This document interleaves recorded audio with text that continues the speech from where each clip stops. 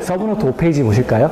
다 오셨나요? 서브노트 5페이지 보시면, 지난 시간에 우리, 이제 도시군 기본계획까지 한 거고요.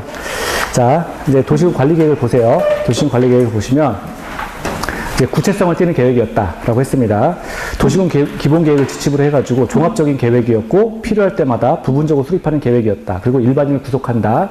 위반과 결정이라는 단어를 쓴다. 뭐 이렇게 했었습니다. 자, 그래서 우리 위반과 결정이라는 단어는 행정 절차를 구분하기 위해서 쓰는 단어다라고 했었고요. 자, 이제 5페이지 왼쪽에 보시면 도시군 관리계획의 위반이 있고, 오른쪽에는 도시군 관리계획의 결정 이렇게 나와 있죠. 왼쪽에 위반권자요. 우리 국장, 시도지사, 시장 또는 군수 이렇게 외웠었는데, 자, 원칙을 보면 특별시장, 광역시장, 특별자치시장 여기까지가 시였죠. 그리고 특별자치도지사, 시장, 군수, 자, 이렇게 해가지고 일단 6명이 나오고요. 예외로 도지사, 국장 이렇게 있습니다. 다 합치면 국장, 시도지사, 시장, 군수가 돼요. 그래서 위반권자는 국장, 시도지사, 시장, 군수가 되는데요. 거기 예외에서 하나 볼게요.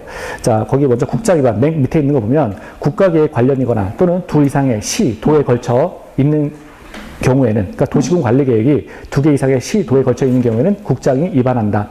그리고 위로 올라가면 도지사 있죠. 2개 이상의 시, 군의 도시군 관리계획이 걸쳐 있는 경우에는 도지사가 위반한다. 이 정도만 보시고요. 그래서 위반권자는 국장, 시도지사, 시장, 군수다. 자, 됐고요. 밑에 기준으로 갑니다.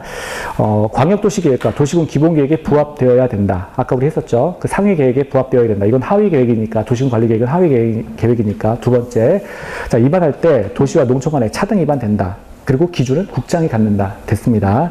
세 번째, 특례요. 도시군 관리계획을 조속히 위반해야 할 필요가 있다고 인정이 되면, 도시군 기본계획을 수립할 때 도시군 관리계획을 함께 위반할 수 있다. 아까 함께 위반할 수 있다. 봤었고요. 자, 밑에 위반 제한이죠. 도시군 관리계획의 위반 제한입니다. 토지 소유자의 동의를 얻어야 되는데 3가지의 경우에 가능하다고 했습니다. 주민이 오른 산은 기지산. 자, 첫 번째, 기반시설. 자, 이거를 제한할 때는 대상 토지 면적의 5분의 4 이상 면적 잡으시고요. 5분의 4.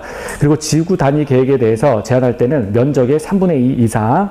자, 그리고 개발진흥지구 이거 중에 산업유통개발진흥지구죠. 산업유통개발진흥지구 면적의 3분의 2 이상. 자, 됐습니다. 밑에 아까 우리 봤었던 건데 국장, 시도지사, 시장, 군수 이 사람들이 이제 위반권자죠. 위반권자는 제한일로부터 45일 내에 45일 하나 보시고요. 제한권자에게 주민에게 반영 여부를 통보해야 된다. 그리고 30일의 기간으로 연장할 수 있다. 그러니까 총 연장한다고 하더라도 75일 내에는 주민한테 통보해줘야 됩니다. 할지 말지를 통보해줘야 됩니다. 자, 그리고 비용은 부담시킬 수 있다. 그리고 비용할 때 뭐예요? 협의가 필요하다. 그런 것도 했었습니다. 협의를 먼저 해야 됩니다. 일방적인 제한을 가할 수는 없어요. 자, 이제 오른쪽 가시면 도시군 관리계획의 결정이 있어요. 아까 결정권자는 누구였죠? 국장, 시도지사, 대도시시장, 시장, 군수 이렇게 됐었죠. 이때 시장, 군수는 지구 단위 계획과 관련해서는 시장, 군수가 자기가 위반하고 자기가 결정한다 라고 했었습니다. 자, 밑에요. 국장 결정하는 사항, 요거 보시죠.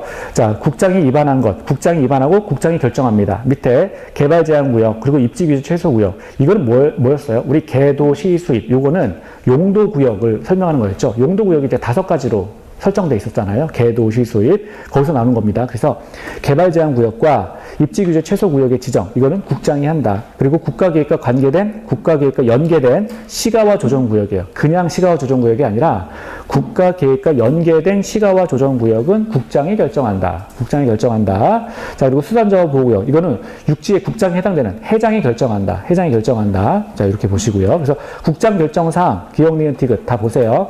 자, 보시고 밑에 효력 발생 시기, 지역 노면을 고시한 날로부터 일반 국민을 구속하는 행정적 효력이 있다. 자, 고시한 날부터 다음 날 아니고요.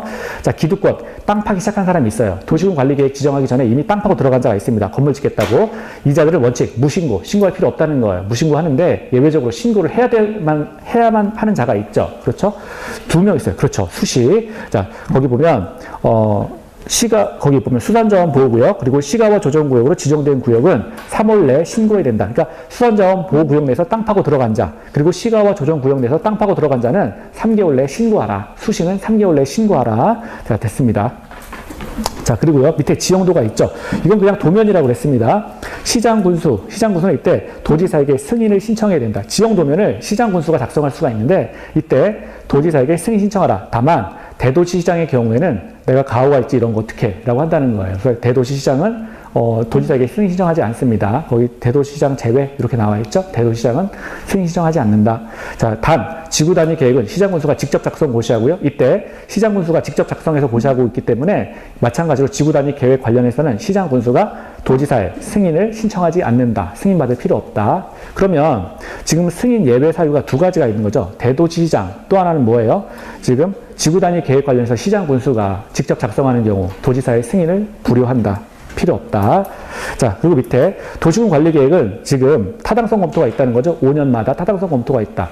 광역도시 계획은 타당성 검토가 없어요. 그런데 도시군 기본 계획, 도시군 관리 계획은 타당성 검토가 있다. 자, 도시군 계획 시설의 결정의 고실로부터 10년 내 미행시, 그리고 존치 필요성이 없는 시설에 대해서 해제 여부를 또 검토해서 반영해야 된다. 그냥 곁다리를 읽어보시면 되고요. 밑에 6페이지 갑니다. 도시군 관리계획의 입안 절차 해가지고 아까 우리 기공의 협심 결렬, 기공의 협심 결렬 해가지고 좀 봤었어요. 자, 그럼 보겠습니다. 도시군 관리계획 내에서 기초조사할 때 세 가지가 들어가죠. 뭐가 들어가요? 토제환, 그렇죠? 토지 적성 평가, 재취약성 분석, 그리고 환경성 검토, 요 세 가지가 들어갔었습니다. 첫 번째 기초조사요. 박스 1번. 의무이면, 자, 의무이나 경미하면 생략이 가능하다. 기초조사 하는 거 의무라는 겁니다. 하지만 경미하면 생략이 가능하다. 자, 두 번째 2번, 3번 묶어서 토제환 이렇게 보시면 되죠. 토지 적성 평가, 재취약성 분석, 환경성 검토, 도시군 관리계획 수립할 때 기초조사 해야 된다. 기초조사 내용으로 들어가 있어야 된다. 자, 밑에요.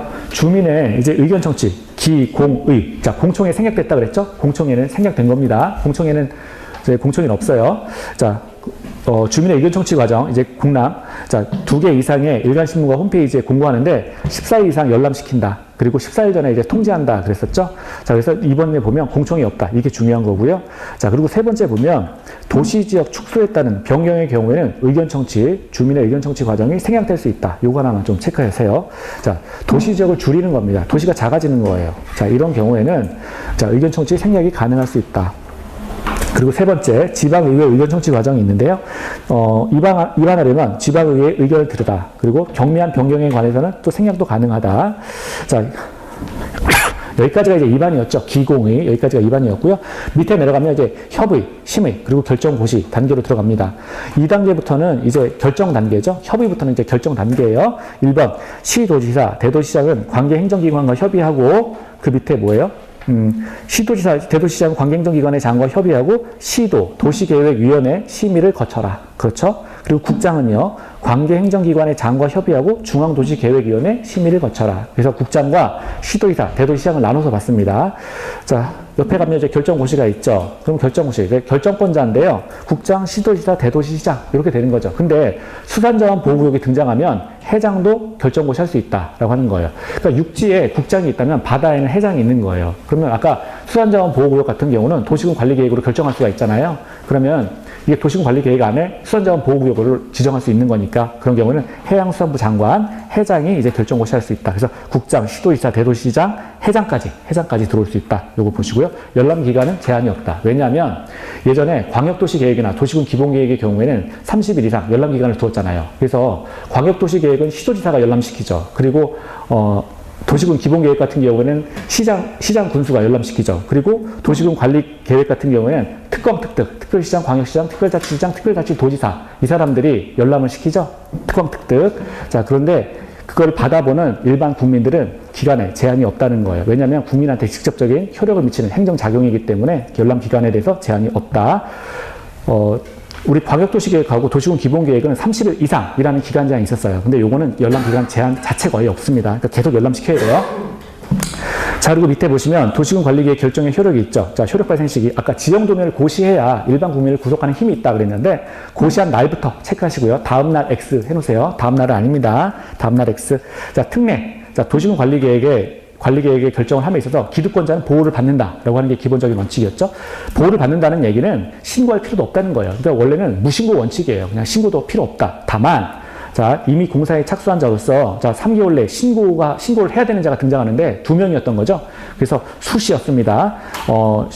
수산자원 보호구역 내에서 땅 파기한 자, 그리고 시가와 조정구역. 그래서 수산자원 보호구역에서 땅 파기한 자, 시가와 조정구역에서 땅 파기한 자, 이 자들은 3개월 내에 신고하고 땅 계속 팔아라고 했습니다. 그래서 수시는 3개월 내에 신고하라라고 했어요. 다음 페이지 갈게요. 다음 페이지 가시면 용도지역이 나왔습니다. 우리가 지금 이제 아까 그 첫 번째 뼈 따고 이제 하고 있는데 도시군 관리계획까지 본 거예요. 이제 광역도시계획, 도시군 기본계획, 도시군 관리계획을 본 거예요. 계획 세 가지 다 본 거고 이제 토지를 이용하기 전 단계에 토지를 나누는 행위가 좀 필요하겠죠. 이 지역은 이렇게 이용하세요. 저 지역은 저렇게 이용하세요라고 해서 토지를 나눌 필요가 있습니다. 그래서 처음에 등장한 게 용도지역이에요. 용용용 기도지를 볼 거예요. 용용용 기도지를 보고 그 다음에 토지 이용에 대해서 들어갈 겁니다. 자, 용용용 기도지를 볼게요. 자, 꼭 약 올리는 것 같죠? 용용용 기도지 막 이러면서 아마 볼게요. 그러면 용도지역을 먼저 보겠습니다.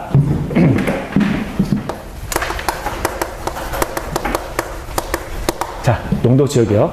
용도지역은 아까 우리 한번 개념이나 한번 볼까요? 오늘 수업 조금 더 할 수도 있겠네요. 지금 벌써 시간이 저렇게 갔나요? 자, 시간이 막가네요. 자, 용도지역이라고 하는 거는 우리 토지를 경제적으로 또 효율적으로 이용하기 위해서 토지에 가해지는 토지의 행위를 제한하는 지역이다. 토지의 행위를 제한하는 지역이다.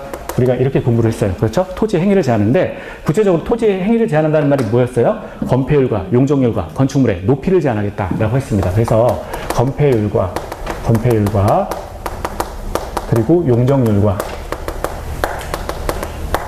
그리고 높이를 제한하는 지역이 이제 용도지역에 해당된다 그랬습니다. 용도지역. 자, 그러면 토지를 경제적으로 효율적으로 이용한다라고 했을 때 그래서 토지의 행위를 제한한다라고 했는데 토지를 경제적으로 효율적으로 또 이용하려면 어떤 게 가장 경제적으로 또 효율적으로 이용하는 방법일까요?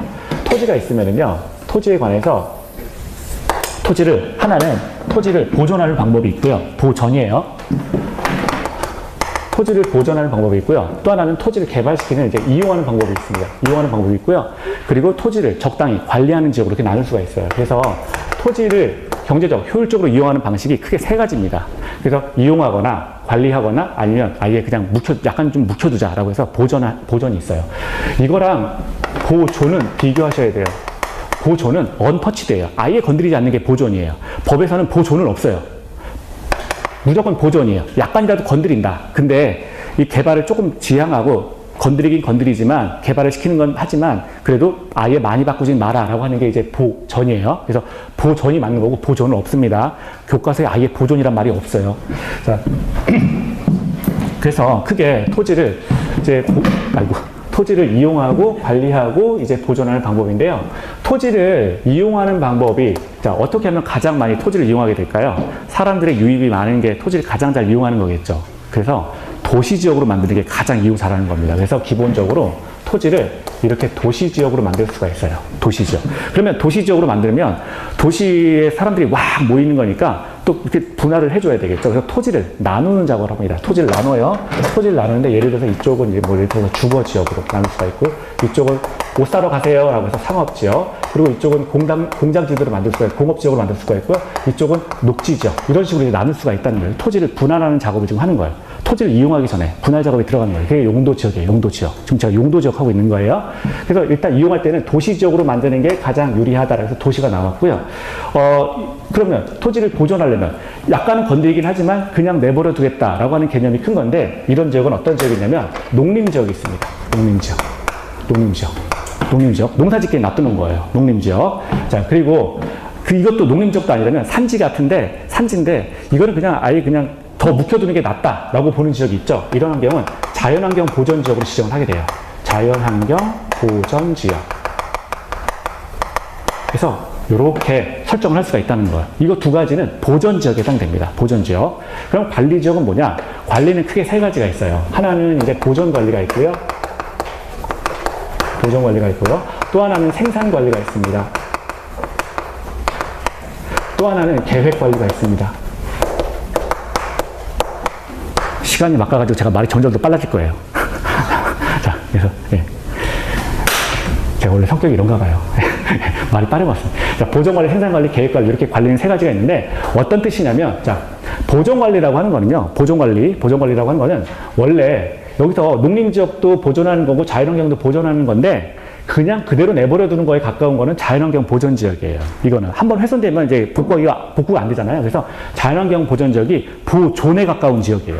그러면 이 보전관리라고 하는 거는 원래 어떤 지역이 있어요. 어떤 지역인데 이 지역을 처음에는 자연환경 보전지역으로 지정하고 싶었어요. 근데 어떤 이유에 의해서 이 자연환경 보존지역으로 지정을 못했다는 거예요. 이런 지역을 대상으로 해서 지정하는 것이 바로 보존관리지역입니다. 그러면 이 보존관리지역으로 지정을 하게 되면 어떻게 되느냐? 자연환경 보존지역에 준해서, 그렇죠. 준해서 관리를 한다는 거예요. 준한다라고 하는 거는 거의 유사하게 관리하겠다. 그래서 보존관리라고 하는 거는 자연환경 보존지역과 유사하게 관리가 되는 지역을 보존관리지역이라고 합니다. 그래서 생산관리가 있죠. 생산관리는 원래 어떤 지역이 또 있어요. 어떤 지역인데 이 지역을 농림지역으로 지정해 주고 싶었어요. 그래서 농사 계속 짓게 해라라고 이렇게 지정하고 싶었는데 특정한 이유가 또 발생을 해가지고 농림지역으로 지정을 못한 거예요. 그런 경우에 농림지역에 농림지역에 준해서 관리하라라고 하는 지역이 이제 생산관리 지역입니다. 그래서 농림지역에 준해서 관리하세요라고 지정하는 지역이 생산관리 지역이에요. 생산관리 지역. 그러니까 원래는 이 지역을 농림지역으로 농림지역으로 지정을 해가지고 쌀 생산, 콩 생산 이런 거 막 하고 싶었단 말이에요. 그런데 어떤 이유가 발생해서 그렇게 지정을 못했어요. 그런데도 불구하고 그런 필요성이 있다는 거죠. 그런 경우에 지정하는 지역이 생산관리 지역이에요. 그래서 생산관리 지역을 지정하게 되면 농림지역에 준해서 관리를 하게 됩니다. 마치 이건 농토하고 똑같아 라고 해가지고 농토처럼 이제 관리를 해주는 지역이 생산관리 지역이에요. 자, 그리고 세 번째가 이제 계획관리 지역이죠. 계획관리라고 하는 거는 뭐냐면 지금 보니까 이 지역에 인구가 갑자기 많아지고 있어요. 좀 있으면 도시가 될 것 같아. 도시가 될 것 같아가지고요. 이 지역을 이제 계획관리 지역이다라고 하는 거는 곧 이쪽 도시지역으로 편입이 예상 가능한 지역, 편입이 예상되는 지역, 이런 지역을 계획관리 지역이라고 합니다. 도시로 곧 편입이 예상되는 지역, 이 지역을 계획관리 지역이다라고 지정을 한다는 거예요. 그래서 땅을 이렇게 지금 도시, 관리, 농림, 자연환경 이런 식으로 나눠가지고 일단 땅을 보존하거나 이용하거나 관리를 할 수 있다라고 하는 거예요. 그러니까 땅을 크게 이용하는 방법이 이렇게 세 가지가 있습니다. 그래서 땅을 나누는 거예요. 땅을 나누는데 용도지역을 해서 도시, 관리, 농림, 자연환경, 보존 이렇게 나눈 거예요. 이렇게 나눴습니다. 근데 또 나눠놓고서 또 계속 나누는 거죠. 도시지역은 다시 주거지역, 상업지역, 공업지역, 녹지지역으로 나누고요. 그리고 관리지역은 보존관리, 생산관리, 계획관리지역으로 이렇게 나누는 거예요. 그리고 또 농림지역, 자연환경 보존지역 이렇게 아까 요 밑에는 아예 없어요. 밑에는 이제 세부, 한 번 더 나누는 거를 세부 과정이라고 하는데 세부 과정이 여기는 없다는 거예요. 세부 과정이 없고요. 주거지역 같은 경우에는 전용 1, 2, 일반은 전용 1, 2, 3, 준주거. 그리고 여기 상업지역 같은 경우는 중심상업지역, 일반상업지역, 유통상업지역, 그리고 근린상업지역. 이렇게 여러분 교재 2페이지에 나와 있어요. 거기 그림에 서브노트 2페이지에 있습니다. 자, 그리고 공업지역은 전용공업지역, 일반공업지역, 준공업지역, 녹지지역은 보존녹지지역, 생산녹지지역, 자연녹지지역 이렇게 나눠놨다는 거예요. 그러니까 어떤 토지에 대해서 그 토지를 구체적으로 막 개발시켜서 땅 파고 이제 짓기 전에 나눠놓는 거예요. 이게 용도지역이에요. 용도지역. 자, 그러면 이렇게 나눠놨는데, 자, 이게 어떤 의미인지 여기 이제 전용 1, 2, 3 이게 어떤 의미인지 한번 볼게요. 자, 어떤 의미인지 보겠습니다. 여기 적어도 다 보이시죠? 여기 쪽에 적어도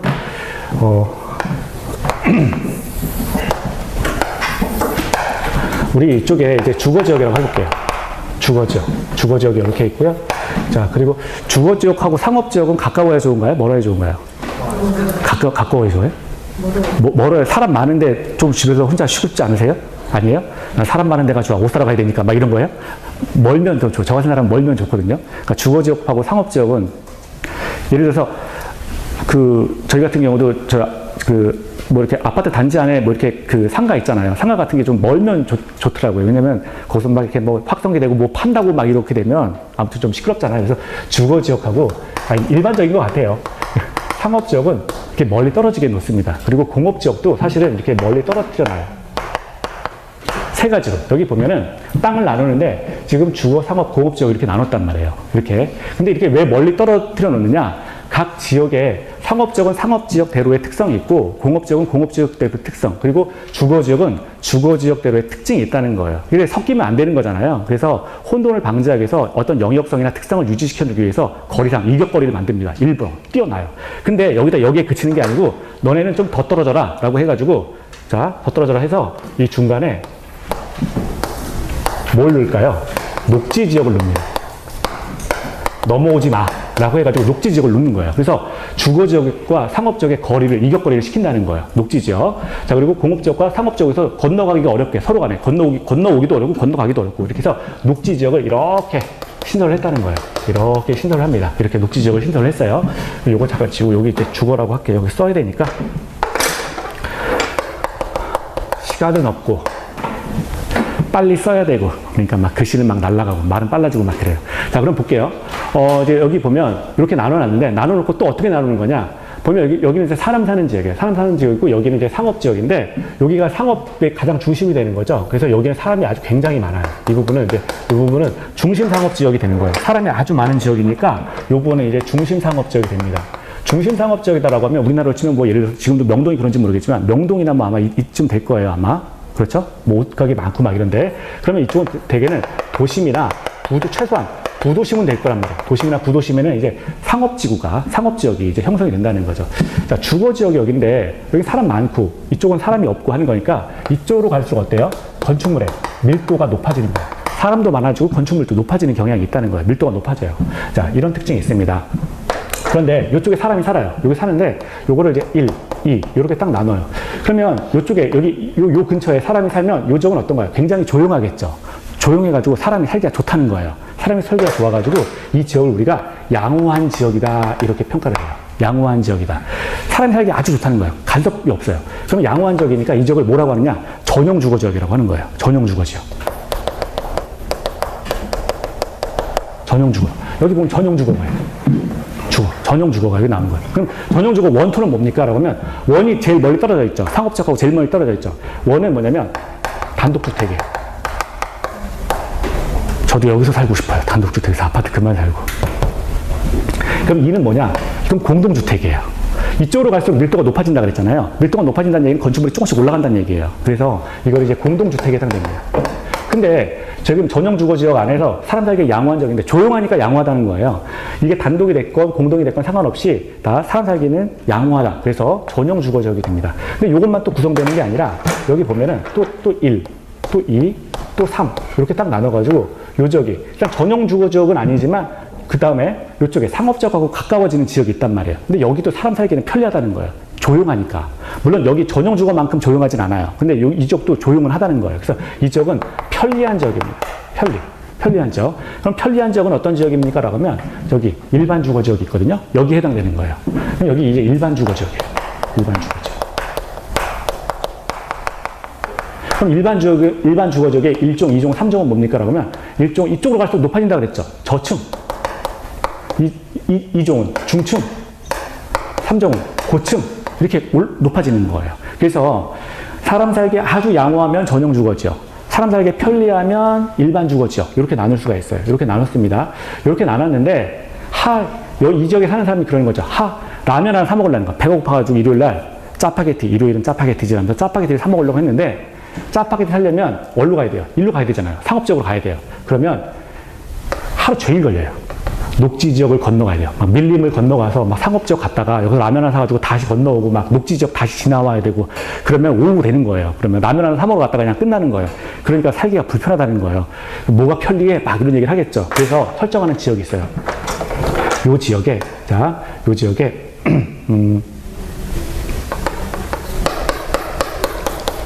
이 지역에다가 준주거라는 걸 하나 설치를 합니다. 준주거 지역을 설치한다는 거예요. 준주거라고 하는 건 뭐냐? 우리가 준이라고 하는 거는 유사하다 이런 말이잖아요. 그래서 이게 영어에서는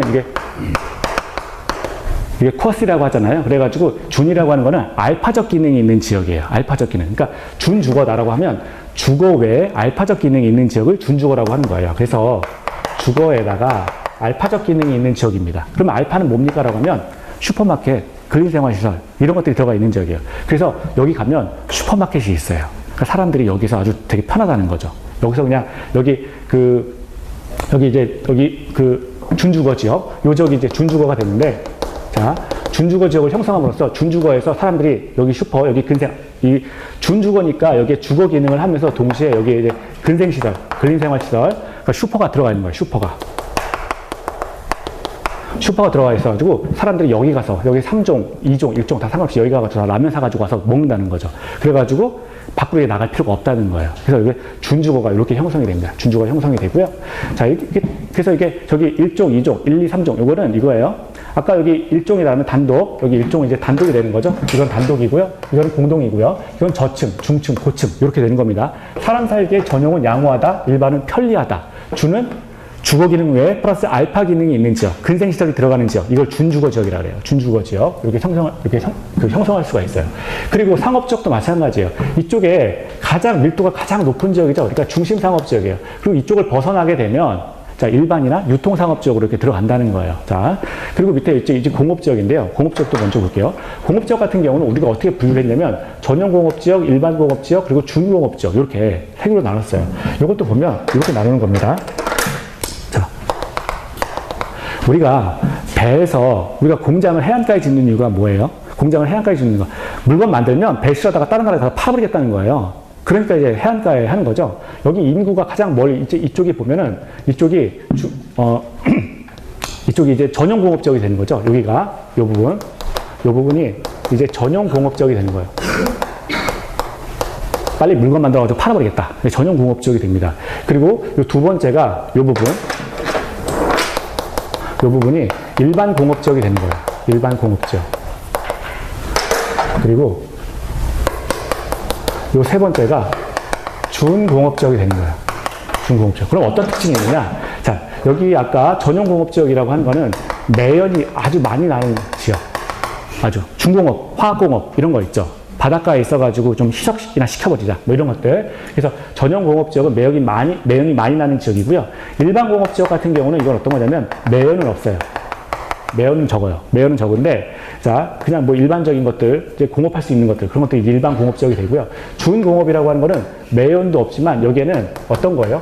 공업뿐만 아니라 알파적 기능이 있는 지역을 우리가 준공업지역이라고 하는 거예요. 여기에는 뭐 세탁소라든가 근생이라든가 이런 것들 다 들어가는 거예요. 슈퍼마켓 다 들어가요. 그래서 공단에 다니면서 여기서 쭈쭈바 사먹고 아이스크림 사먹고 뭐 이런 지역이 이제 준공업지역이 되는 겁니다. 준공업지역. 그래서 나눌 때 이렇게 나누는 순서가 있다. 거리 순으로 이렇게 일단 거리가 일단 기본적인 거고요.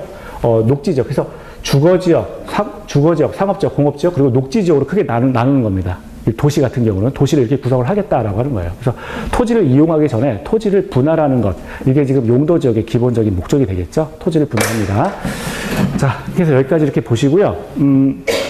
그리고 이제 우리가 아까 우리 건폐율을 잠깐 했어요. 오늘 이제 건폐율도 있고 용적률인데 건폐율 잠깐 볼까요? 거기 여러분들은 교재가 어디 있냐면 8페이지, 서브노트 8페이지 보세요. 8페이지.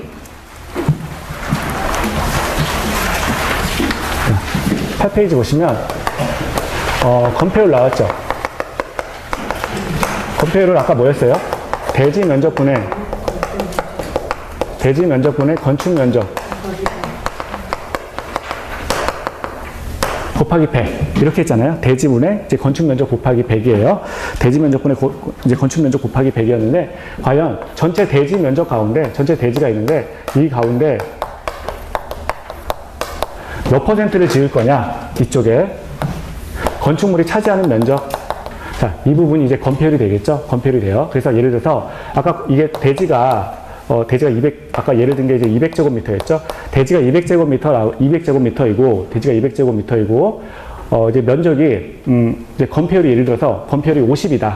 건폐율이 50이다. 건폐율이 50이면 바로 50 곱하면 안 되죠? 0.5 곱하면 됩니다. 그럼 0.5. 0.5라고 하면 100제곱미터까지 이제 건축물을 지금, 올릴 수가 있는 거죠?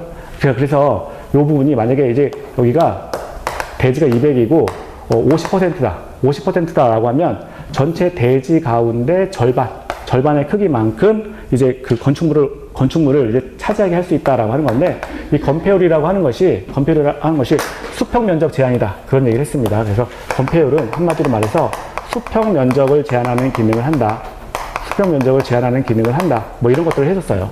그래서 거기 8페이지 보시면 8페이지 왼쪽에 보시면 이제 용도 지역에서 건폐율이 나오는데, 자, 건폐율하고 용적률 나오는데, 오늘은 건폐율까지만 조금 외워주시면 고마운 거죠.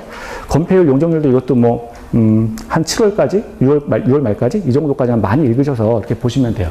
그러면 자, 볼게요. 전용주거 같은 경우에는 건폐율이 얼마냐? 자, 이쪽은 이제 50인 거죠. 빨간 거 쓸까요? 50. 그리고 60, 50. 그리고 준주거는 70까지 지을 수가 있죠. 준주거. 그리고 중심지역은 얼마예요? 90, 80, 98, 87이죠? 87. 그리고 전용주거 70, 일반공업, 그 다음에 중공업 다 70이고요. 녹지 이하는 다 20씩이에요. 여기 20 다. 뭐 보존관리 얘네들도 20이고요. 생산관리 20이고, 계획관리만 40이죠. 계획관리만 40이고, 자, 나머지 이거 농림지역도 얼마예요? 20. 그리고 자연환경 보존지역, 이것도 20이란 말이에요. 그래서 시험에 나오는 거는 사실은 계획관리가 나오죠. 이거 40이니까. 계획관리가 40이니까. 그래서 요거 일단 기억을 하셔야 돼요. 근데 의미를 먼저 볼게요. 의미.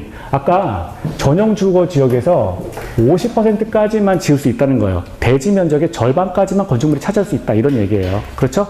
그러면 여기 60은 얼마예요? 대지 면적의 60%만 건축물이 차지하겠다라고 하는 얘기죠. 그리고 여기 그러면 상업지역을 볼게요. 상업지역은 저 대지 면적의 90까지 차지한다는 거예요. 꽉 차는 거죠. 꽉 차는 거예요. 그래서 굉장히 이게 밀도가 높아진다 그런 얘기였잖아요. 아까 여기 상업적으로 가면서 밀도가 굉장히 높아진다 그랬죠. 그럼 상업적 같은 경우는 건폐율이 90이기 때문에 대지 면적에 좀 대지가 이만하다. 예를 들어서 그러면 거의 90%가 차니까 꽉 차서 건축물이 들어간다는 거예요. 90%까지 지을 수 있으니까. 이런 이야기입니다. 일반 상업적도 마찬가지예요. 상업은 이제 밀도가 많으니까 건축물을 크게 지을 수 있게 허용한다는 거예요.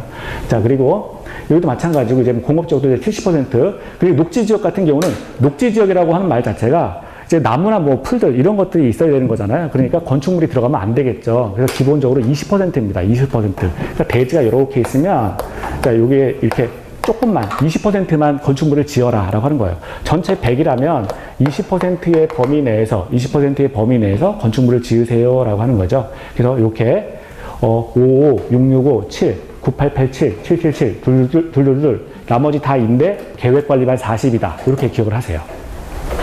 외워야 돼요. 외워야 돼요. 안 외우면 어떻게 방법이 없어요. 그쵸? 건폐율. 그러면 하나만 더. 건폐율 같은 경우에는 100을 넘어갈 수가 없죠. 당연한 거예요. 대지 면적을 초과해서 넘어갈 수가 없다는 거예요. 하지만 용적률은 아니죠. 용적률은 아니에요. 그래서 건폐율 같은 경우에는 지금 대지 면적을 초과할 수가 없다. 다시요. 지금 55, 665, 7, 9887, 777, 둘둘둘 다 둘인데 20인데 계획관리만 40이다. 40이다. 그래서 거기 표. 근데 이것도 너무 많아서 못 외우겠어요 라고 하면 제가 지금 불러드리는 것만 외우세요. 그러면 거기 일반 주거지역에서요 3종 50 있죠. 50 요거 하나 외우세요. 50 그리고 거기 계획관리에서 40 있죠. 요거 외우세요. 거기 주거에서 일반 주거에서 건폐율 50짜리 하나 있잖아요. 예, 그거 하나 외우시고요. 자, 그리고 계획관리에서 40 요거 하나 외우세요. 요거 하나 외우시면 됩니다.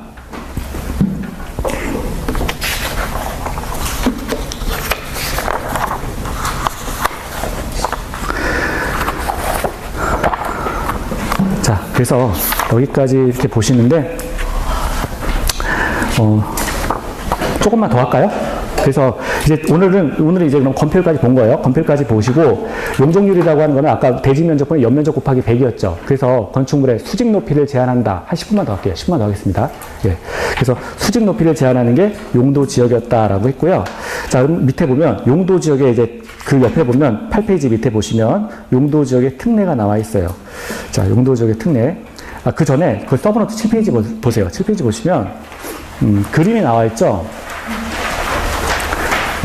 제일 상단에 보시면 그림 위에 보면 토지의 쓰임을 결정하는 건데, 그러니까 토지를 나누는 게 지금 용도지역이었는데 중복 지정 안 된다. 요거 하나 기억을 하세요. 용도지역끼리는 중복 지정이 안 되는 겁니다. 중복 지정이 안 돼요. 그러면 다른 것들은 중복 지정이 되느냐? 다른 것들은 용도지구나 이런 것들은 다 중복 지정이 돼요. 중복 지정이 돼요. 그런데 용도지역은 예를 들어서 그 지역에 주거지역으로 지정했다면 이게 무슨 말이냐면 이 지역을 주거지역으로 이렇게 지정을 했어요. 그러면 이게 겹쳐가지고 이쪽에 예를 들어서 그 옆에 뭐가 나와 있죠? 상업지역 이렇게 안 된다는 거예요. 여기 겹쳐 있잖아요. 이렇게는 안 된다는 거예요. 하나의 지역에는 반드시 하나의 지역만 있어야 되는 겁니다. 그러니까 하나의 토지 외에는 하나의 지역만 있는 거예요. 그래서 겹쳐서 지정할 수 없다라고 하는 것이고요. 전용에 자 외우셔야 돼요. 전용 1, 2, 그 다음에 일반의 1, 2, 3, 준. 그래서 전일준 요거 외우시고요. 상업지역에 중1, 유, 군 이렇게 외우세요. 중심상업지역, 일반상업지역, 유통상업지역, 근린상업지역, 공업지역에 다시 전용공업지역, 일반공업지역 이렇게 외우시고요. 그 다음에 자 그리고 준공업지역 외우시고요. 녹지지역에 보존녹지, 생산녹지, 자연녹지 이렇게 외우시고 관리지역에 보생계 이렇게 외우세요. 보존관리, 생산관리, 계획관리. 자 그리고 농림지역, 자연경 보존지역 이렇게 나눈다. 그 옆에 거는 안 외우셔도 되는데 자 외우셔야 됩니다. 그래서 요거는 요 정도까지는 꼭 기억을 하세요. 요 정도까지는 꼭 기억을 하시고요. 그리고 세 번째 볼까요? 자, 8페이지 갑니다. 용도 지역의 지정. 자, 용도 지역의 지정. 8페이지, 서브노트 8페이지 보시면, 거기 1번이요. 동그라미 1번을 보면, 자, 용도 지역은 아까 국장, 시도지사, 대도시장, 그리고, 시장 군수였는데, 시장 군수 같은 경우에는 지구단위 계획에 관해서만 이제 위반하는 거였죠. 그래서 이제 여기는 지정이 나왔는데 국장, 시도지사, 대도시장이 나왔습니다. 용도 지역의 지정과 변경에 대해서 도시군 관리계획으로 결정한다. 위반과 결정의 단계를 거친다라고 했고요. 지정 절차가 있는데 자, 도시군 관리계획으로 결정하기 때문에 위반과 결정과 고시의 단계를 거친다. 기본적으로 3개 단계를 다 거친다는 거예요. 되죠? 3개 단계를 다 거친다.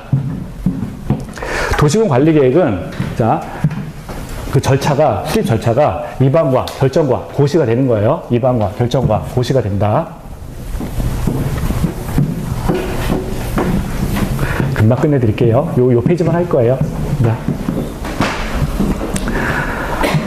거기 보면은 용도지역 지정의 특례가 있어요. 용도지역의 지정의 특례 이렇게 있는데 이 특례라는 말은 왜 나온 거냐면 우리가 지금 용도지역은 뭘로 결정하는 거예요?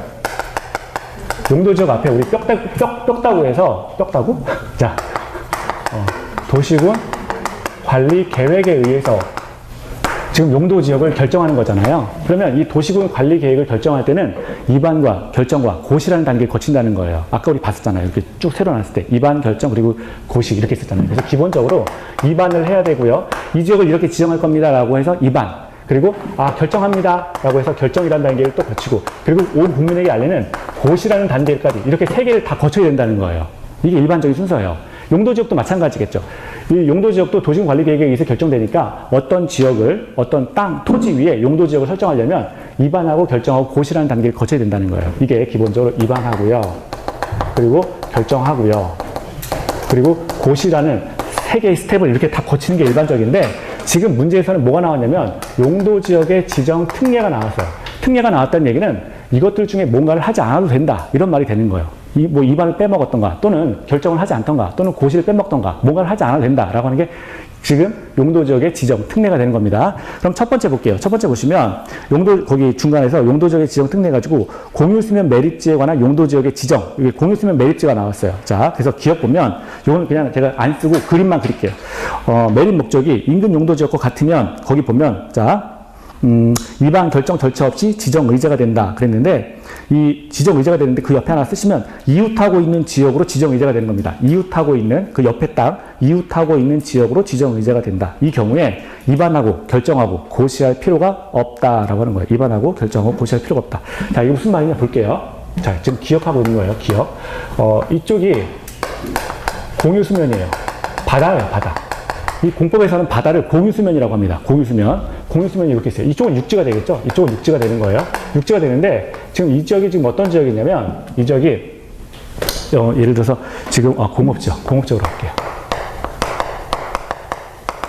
이 지역이 공업지역이에요. 지금 매립 목적이 같은 면이에요. 매립한 지역의 매립 목적이 이웃하고 있는 지역. 이쪽이 지금 이웃하고 있는 지역이에요. 여기가 이웃 지역인데, 자, 매립 목적이 이웃하고 있는 지역과 같으면 어떻게 될까? 그거 지금 하고 있는 겁니다. 이런 경우에 지금, 위반하고, 이런 경우에는 기본적으로 답만 쓰면, 자, 위반하고, 결정하고, 원래는 고시해야 되는데, 위반 필요 없고, 결정 필요 없고, 고시만 하라. 라고 하는 거예요. 고시는 하라. 자, 다시 볼게요. 요 땅이 지금 공업지역이에요. 공업지역으로 활용이 되고 있어요. 이웃 지역인데, 근데, 여기 지금 공유수면 바다잖아요. 바닷물이 이렇게 철렁철렁 하고 있는 거예요. 이쪽은 육지고. 근데 이 지역을 요만큼을 매립을 해요. 이 지역을 매립했다는 거예요. 바다 땅인데, 갯벌인데 막아버려가지고, 이제 육지 땅으로 이제 만들었어요. 근데 매립 목적이 뭐였냐면, 공단 만들겠다. 공단 조성을 목적으로 해가지고, 이제 이 지역을 매립했다는 거예요. 그러면, 기존에 이 주변지가 뭐야? 이웃 지역이 공업지역인데 여기도 공단이니까 목적이 같아져 버린 거죠. 이렇게 된다면 이 지역에 대해서 이 지역은 이제부터 공업지역입니다 라고 하는 위반할 필요 없다. 결정할 필요도 없다. 근데 사람들에게 알려는 줘야 된다. 라고 해서 고시만 하라는 거예요. 위반 필요 없고 결정 필요 없고 고시는 하라. 매립 목적이 이웃 지역과 같으면 매립 목적이 이웃 지역과 같다면 위반하고 결정할 필요 없는데 고시는 해줘라, 알려줘라. 자, 됐습니다. 그리고 두 번째 볼게요. 두 번째는 매립 목적이 이웃 인근 용도 지역과 다르면 자, 그러면 이반과 결정과 고시가 필요하다 그랬죠. 이반과 결정과 고시가 필요하다라고 했습니다. 자, 니은을 볼게요. 니은. 니은 같은 경우에는 또 마찬가지예요. 이렇게 있고 이쪽이 이제 공유수면이에요. 바다예요. 바다. 근데 이쪽은 육지입니다. 이쪽은 육지인데 이쪽이 예를 들어서 지금 두 번째는 매립 목적이 다르면이죠. 매립 목적이 다르면이에요. 이쪽은 지금 뭐 어떤 지역이냐면 이쪽은 이제 도시 지역이에요. 자, 이쪽이 지금 다 도시 지역이라는 거예요. 도시 지역인데 이쪽 땅을 요만큼을 얘가 매립을 합니다. 요만큼을 이제 메웠다는 거예요. 메워가지고 이제 메워가지고 땅을 만들었어요. 땅을 만들었는데 이쪽에 뭐 농사 지으려고 농업 지역으로 만들려고 이제 매립을 했다는 거예요. 그래서 목적이 농업 지역을 조성하겠다. 농업 지역 조성 목적으로 이제 공유 수면을 매립한 겁니다. 그러면 이 매립 목적의 옆에 지역은 도시 지역인데 이건 도시인데 여기 농사 지으려고 땅을 매립했으면 매립 목적이 다르죠. 매립 목적이 달라요. 그럼 매립 목적이 다르면이에요. 이거 다르면 자, 이 지역에서 어떻게 하라는 거예요? 이 지역에 대해서 농업 지역으로 이제 매립했다라고 하는 것에 대해서 자, 매립을 해야 된다라고 하는 거니까 입안해야 되고 결정해야 되고 그리고 고시까지 하라. 다 해야 된다. 입안도 하고 결정도 하고 고시도 해라. 원래대로 하라는 거예요. 원래대로. 도시군 관리계획으로 결정하는 거니까 너 원래대로 하세요라고 하는 게 입안 결정 고시하는 겁니다. 매립 목적이 다르면. 그리고 디귿 보면 또 세 번째가 나와 있죠. 디귿 보면 두 개 이상의 지역과 두 개 이상의 지역에 걸쳐 있거나 뭐 이렇게 이웃하고 있는 경우가 나오죠. 그러면 세 번째도 이제 똑같은 거예요. 공유 수면이 존재하고요. 이쪽은 육지예요. 육지인데 자, 이쪽 지역이 어떻게 운영되냐면 둘이 반을 나누어서 하나는 도시 지역이 있고요. 이만큼 이제 도시 지역으로 운영이 됐어요. 도시 지역이고요. 또 이만큼은 관리 지역입니다. 관리 지역으로 이렇게 지금 운영이 되고 있어요. 근데 국가에서 이만큼을 매립을 했어요. 매립을 하고 있는데 지금 두 개 이상의 지역에 연접해 있죠. 두 개 이상의 지역에 붙어 있다는 거예요. 이런 경우라면 이런 경우도 마찬가지예요. 근데 매립을 했는데 이쪽을 예를 들어서 농사 짓기 위해서 지금 예를 들어서 농업을 하기 위해서 농업 지역으로 조성하기 위해서 이 지역을 매립했다라고 한다면 목적 자체도 다르지만 두 개 이상의 지역에 걸쳐 있는 경우가 되는 거죠. 이런 경우라면 이 지역에 대해서 반드시 입안을 하고 그리고 이 지역에 대해서 결정을 하고 그리고 일반 국민에게 알리는 고시까지 하라라고 하는 거예요. 그러면 지금 구체적으로 특례는 뭐만 해당되는 거예요? 사실은 원래 이게 다 원칙적인 모습이니까 얘가 특례에 해당되는 거예요. 얘만 기억이 지금 특례에 해당된다라고 하는 것이고요. 자, 그리고 두 번째 거기 보면 자 8번에 2번 볼게요. 도시지역으로 간주된다 그랬는데 거기 첫 줄에 보면 어항법 항만법에 따른 도시지역에 연접한 공유수면 이렇게 나와 있죠. 이 말은 뭐냐면 이거예요. 그림으로 치면 여기가 이제 공유수면이에요. 바다 이렇게 출렁하는데 이쪽이 지금 기본적으로 이제 도시적으로 이렇게 운영이 되고 있어요. 운영되어 있는데, 자, 지금 기억해 보면, 이 지역이, 요 지역, 바다에 연접한 요 부분이 어항법과 그리고 항만법이라는 법에 의해서 지배를 받고 있는 지역이라는 거예요. 이 지역이. 공유수면과 연접한 요 부분. 지금 그 공유수면하고 도시지역하고 맞닿는 부분. 요 부분이 어항법과 항만법에 의해서 지금 어떤 지배를 받고 있는 지역이다라고 하는 지역이죠. 그러면 이 지역의 경우에는 도시지역으로 보겠다. 이 부분은 도시지역으로 보겠다라고 하는 겁니다. 그냥. 그래서 그 뭐 대단한 건 아니고요. 어항법 항만법에 따르는 도시지역에 연접한 공유수면의 경우에는 도시지역으로 결정, 고시가 의제된다라고 하는 건데 도시지역으로 간주되니까 자 어항법 항만법에 따른 도시지역에 연접한 공유수면 자 여기 도시지역에 연접한 공유수면 그러니까 이 부분 어떻게 할까요? 자, 요 부분의 경우에는 다 도시가 되는 거예요. 도시로 된다. 그래서 이 부분에 대해서, 요 부분, 빗금친 부분, 이 부분에 대해서 별개로 입안이 필요 없고요. 결정도 필요 없고요. 그리고 고시도 필요 없다는 거예요. 다 필요 없다는 겁니다. 이 부분. 자, 그리고 두 번째, 택지개발지구. 자, 이 부분도 도시로 본다는 거예요. 도시로 아예 봐버린다는 거예요. 그러니까 이 부분이 도시입니다라고 해서 별개로 입안하거나 결정하거나 고시할 필요 없다는 거예요. 세 번째, 국가산업단지, 일반산업단지, 도시첨단산업단지의 경우에도 자, 이 경우도 도시로 본다는 겁니다. 도시로 봐주기 때문에 별개로 이 지역을 대상으로 해서 입안하거나 결정하거나 고시할 필요 없다라고 하는 거예요. 입안 결정 고시 다 필요 없다는 거예요. 네 번째, 전원개발 사업구역 및 예정구역해서 자, 이 부분도 도시로 봐준다는 거예요. 도시로 봐주는 거니까 이 부분에 대해서 이 지역에 대해서 입안하고 결정하고 고시할 필요 없다는 거예요. 자, 그래서 이 지역은 자, 다 도시로 보는 겁니다. 입안, 결정, 고시 다 필요 없다라고 했어요. 자, 그리고 이제 마지막으로 하나가 나왔죠. 마지막으로 하나가 나왔는데, 자, 마지막은요. 관리 지역 중에서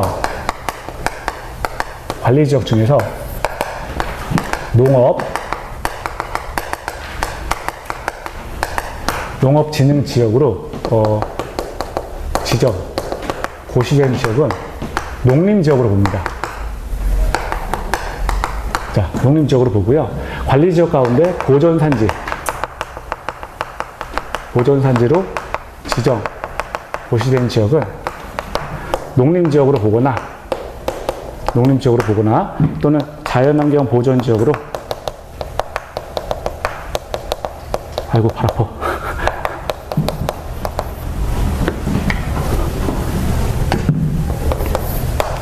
결정,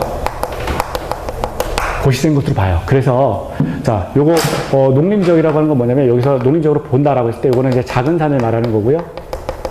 그리고 자연환경 보존지역이다라고 하는 거는 설악산 같은 거 큰 산, 이렇게 두 가지를 말하는데, 자, 이렇게 보게 되죠. 그래서 이거요. 관리지역 내에서 농업진흥지역으로 지정 고시가 되면 그 지역은 농림지역으로 본다라고 해서 별개로 이 지역, 농림지역으로 지정 고시된 지역을 대상으로 해서 별도로 입안이나 결정이나 고시할 필요 없다는 거예요. 그리고 관리지역 내에서 보존산지로 지정이 고시가 돼버리면 그 지정 고시된 지역은 농림지역으로 보거나 또는 자연환경 보존지역으로 보는데, 그래서 별개로 이 지역을 대상으로 해서 농림지역이다라고 해서 입안 결정 고시할 필요 없고, 자연환경 보존지역이니까 이 자연환경 보존지역이다라고 해서 입안하고 결정 고시할 필요도 없다는 거예요. 그냥 결과값이 이거예요. 농림지역으로 보거나 또는 농림지역이 되거나 자연환경 보존지역으로 본다라고 하는 겁니다. 자, 그래서 요건 하나가 빠졌죠. 지금 3번에서는 그 후단 뒤에 게 빠졌어요. 후단이 관리지역에서 농지법에 의해서 농업진흥지역으로 지정 고시가 되면 농림지역으로 보거나 또는 관리지역에서 보존산지로 지정, 고시된 지역은 농림지역 또는 자연환경 보존지역으로 본다라고 하는 건데요. 그 지역 자체가 작은 산의 경우에, 예를 들어서 이렇게 보존산지로 지정, 고시된 지역이 작은 산지로 둘러싸인 지역이라면 그 지역을 농림지역으로 보겠다라고 하는 거예요. 근데 그 지역이 설악산 같은 굉장히 큰 산이 있는 지역이에요. 그러면 이 지역은 보존산지로 지정, 이런 큰 산이 있는 지역을 보존산지로 지정 고시를 해버리게 되면 자연환경 보존지역으로 바뀌어버린다는 거예요. 근데 이거에 대해서 별개로 입안하고 결정하고 고시할 필요가 없다는 거예요. 그래서 크게 지금 용도지역 지정 특례가 3가지가 나오는 겁니다. 3가지. 첫 번째는 아까 공유수면 매립지가 나온 거고요. 두 번째는 도시적으로 간주하는 경우. 이거 도시적 간주는 앞에 둥자 따서 외우세요. 어항택산전이에요. 어항택산전 그거 하나 외우시고요. 세 번째는 지금 그 관리지역에서 지정 고시되는 경우 이렇게 있습니다. 그리고 이제 그 서브 이제 8페이지 보시면 4번이요. 동그라미 4번 좀 볼게요. 용도지역에 환원이 있는데 해제되는 경우에 지정하기 이전에 용도지역으로 환원된다. 자, 용도지역을 이제 해제됐으면 해제 이제 소급 무효되는 거죠. 자, 해제되는 경우에는 이전에 용도지역으로 환원된다. 자, 그리고 용도지역에 미지정이 있어요. 미지정. 지금 미지정 지역에서 자, 도관농자, 도시지역, 관리지역, 농림지역, 자연환경 보존지역 요거 자체를 미지정했다. 지금 보면 지웠네. 도관농자에 대해서 미지정을 했다라고 하면 그 지역 자체를 자연환경 보존지역으로 봅니다. 그런데 미세분 지역이 있어요. 그래서 이거는 뭐냐면 도관농자 여기까지는 지정을 했어요. 그래서 관리지역까지는 지정을 했습니다. 관리지역까지는 지정했는데 그 밑에 거를 세분하지 않았으면 보존관리지역으로 보겠다. 그리고 도시지역까지 지정했다면 보존산지 지역으로 보겠다라고 하는 것이고요. 자, 일단 여기까지 좀 봐주세요. 그래서 좀 급하게 했는데 여기까지 보시고요. 오늘 용도지구를 해야 되는데 못해가지고 다음 주에 이거 프린트 가져오세요. 우리가 갖고 있는 책은 그 개정되기 전에 책이 나와가지고 내용이 조금 빠졌어요. 그리고 이건 다른 책 내용인데 다른 책 이거 한번 읽어보고 그 다음에 용도지구 하도록 하겠습니다. 9개 지정된 거 있다 그랬죠? 그래서 보시고요. 다음 주에 또 마저 이어서 교과서 또 진행하도록 하겠습니다. 예, 수고하셨고요. 다음 주에 또 뵙겠습니다. 안녕히 들어가세요. 예.